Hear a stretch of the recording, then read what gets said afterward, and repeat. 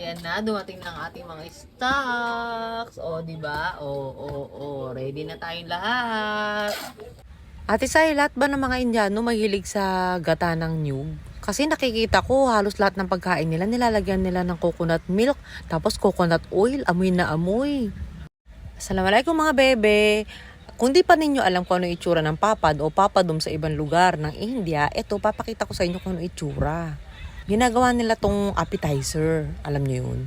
Ganito lang naman yung pagprito niyan. Dapat mainit na mainit yung mantika pero hindi yung malakas yung apoy ha. Tapos saglit lang siya, ilagay mo tapos kunin mo na kagad. Tapos ilagay mo sa tissue para hindi mo makain yung maraming mantika. May mga iba't ibang klase ng papadam or papad. Merong masala yung lasa, ito maalat yung lasa nito. Meron naman iba na plain lang talaga na malutong. Ganyan yung magiging itsura niyan. Tapos ayan, magluluto naman ako ng beef pulao. Alam nyo ba mga baby, ay meron pala tayong tanong no. Teka mamaya na yung sagot doon sa tanong ng ating isang baby, okay? Ito pinapakita ko sa inyo ang pagluluto ng isa sa mga paboritong pagkain ng mag-aama kong Indiano. Alam nyo ba mga bebe, itong beef pulao ay paborito ng pamilya ni Imran.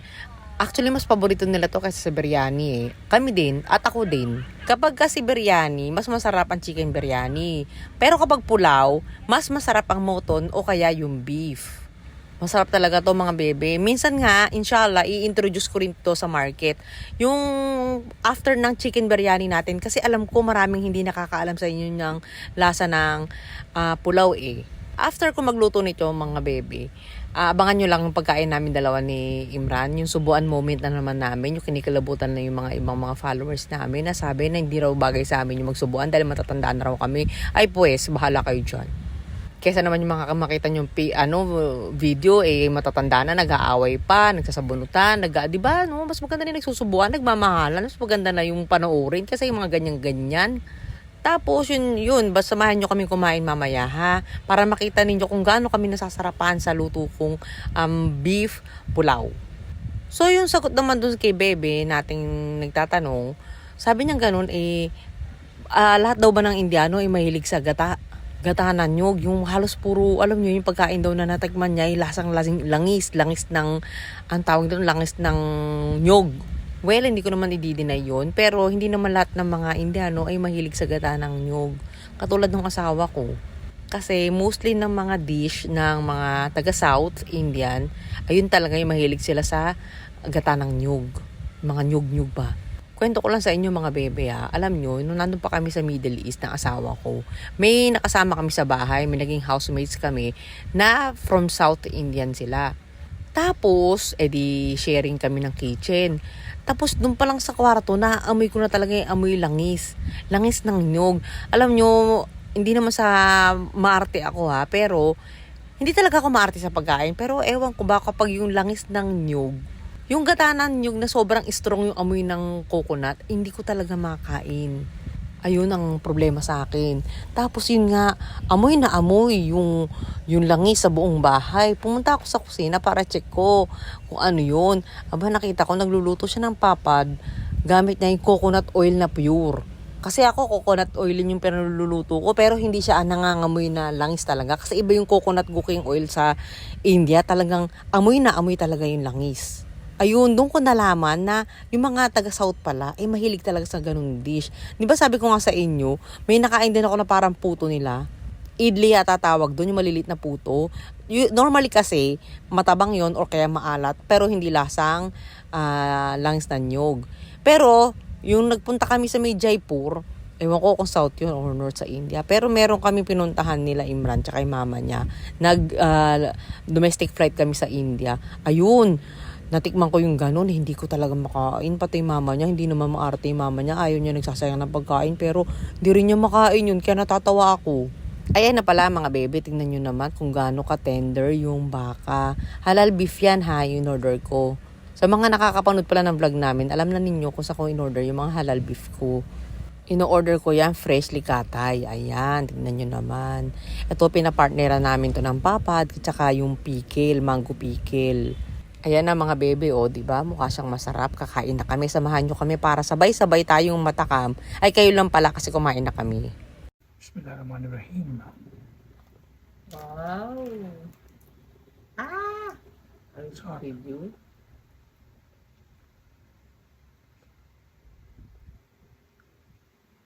Ano to? You have this, ano? Chips? Yeah. Mm. Ito guys, ang papad. Papadom. Papad. We're calling it in, ano, India, Mumbai. Papad. Papad. Sometimes they're calling it papadom. Yan. Ito, ang pinakain namin ay beef pulao. Mm. Ito yung favorite nila. Nila Imran, nila Rehan, Anan. Yan. Kung napanood nyo yung one-time episode ni Food Ranger, pumunta siya sa Pakistan.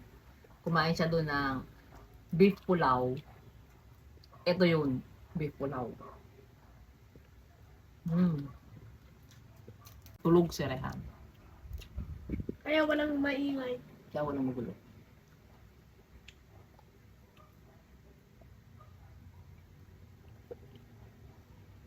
So, i-introduce din namin to, mga bebe, no? We will try to introduce it. Because walang gano'n nakakaalam ng pulao. Okay? Kasi maybe they're afraid to try it, you know. That this one, when it comes to beef, mutton, mas masarap para sa amin yung pulao na luto. Masarap. Actually, You can- pulao is also like, like close relative of biryani. Biryani. Yeah. Okay. But I think so. Those who don't like Chicken. biryani, those who cannot Ah, eat very spicy biryani or spicy biryani. Some people don't like biryani. So there's an alternative of pulao, Ah, biryani. Yeah. tingin ko, this pulao, mas masarap, more masarap than ano, beef, Mm. right? Yung sa akin mga baby, kasi sa biryani, chicken biryani, it's better than beef biryani. For me. But in pulao, best talaga ang beef or mutton. Lalo na yung beef, masarap talaga. Sarap mga baby, sarap. Huwag kayong matakot mag-try ng mga Indian cuisine kasi masarap talaga.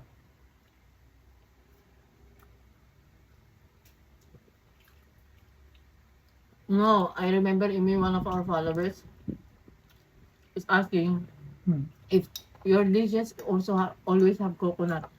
I told her no. Some other state in India, yeah, okay. From oil, coconut oil talaga sila. Tapos, every dish that they made, coconut. From Imran State, Mumbai, India, they're not into coconuts. Yan. No, means not in all. We're using coconut milk. But not like other parts, right? I think in South. And South they're into South coconut. Indians, they are into rice, coconut. Mm. Yeah, because the crops are more than there. So they're using coconut There are and many coconut tree. so they're using more of coconut because there's so much available there. So using it more in food and all. But it's masarap, They have Masarap. this They're also masarap. But I'm not into idli. I remember idli, and then they're making one chutney out of this Coconut. coconut. Masarap. masarap also. Very That's for good. breakfast. Masarap. And Yeah, coconut healthy. Less cholesterol also.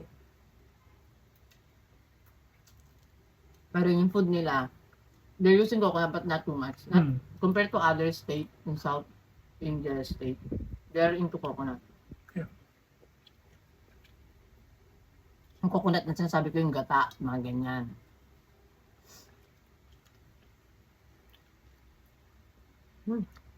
Or buko. Not buko. Nyog. Nyog. The one we're grinding there, Mm-hmm. I cook the the one na zzz, ganon. That is the crushed one. Yeah.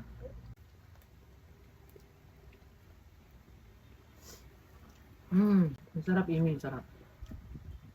Mamaya, si Rian kakain. Si Ann kasi, ayun, dami kinakain niya. Mas favorite nila to, mga bata, kaysa biryani. Pero gusto rin nila yung biryani.